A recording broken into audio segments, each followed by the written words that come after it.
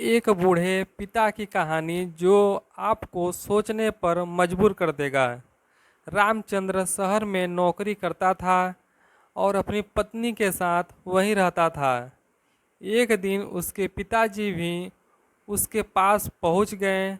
पहले तो रामचंद्र और उसकी पत्नी बहुत ही खुश हुए, लेकिन जब उनको मालूम पड़ा कि पिताजी अब यहीं रहेंगे तो उनको बहुत ही चिंता होने लगी।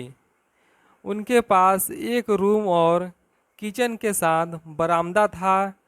रात को सब लोग डिनर बरामदे में ही करते थे। रामचंद्र के पिताजी कभी कुर्सी पर बैठकर खाना नहीं खाया था, इसलिए जब भी वह उनके साथ डिनर करते तो बहुत ज़्यादा खाना टेबल पर गिर जाता और कभी कभी तो टेबल से प्लेट गिर जाती और टूट जाती थी।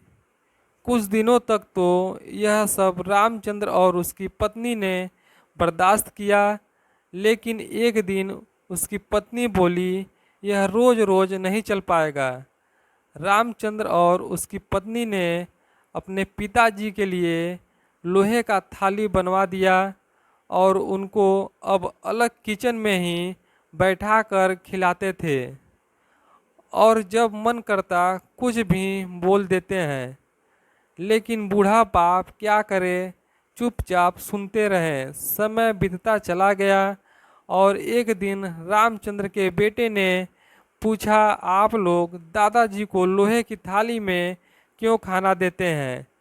इस पर रामचंद्र ने कहा, तुम्हारे दादाजी अब बूढ़े हो गए हैं और हर रोज़ एक थाली तोड़ देते हैं, इसलिए उनको अलग से लोहे की थाली में खाना दिया जाता है। इसके बाद रामचंद्र के बेटे ने जवाब दिया कि जब आप दोनों लोग बूढ़े हो जाओगे तो मैं आप लोगों के लिए इससे भी अच्छी लोहे की थाली लाऊंगा। यह सुनकर रामचंद्र और उसकी पत्नी को बहुत अफसोस हुआ। उसी दिन से उन लोगों ने अपने पिताजी की लोहे की थाली फेंक दिया और सब लोग फिर से साथ में खाना खाने लगे। इस कहानी से हम लोगों को यही सीख मिलती है दोस्तों कि हम अपने बड़ों के साथ जैसा करेंगे हमारे छोटे भी वैसा ही हमारे साथ करेंगे। अगर दोस्तों आपको यह कहानी पसंद आई हो तो अपने दोस्तों के साथ शेयर करें। चैनल पर नए हो तो चैनल को सब्सक्राइब करें, बेल आइकन जरूर दबा दें। धन्यवाद।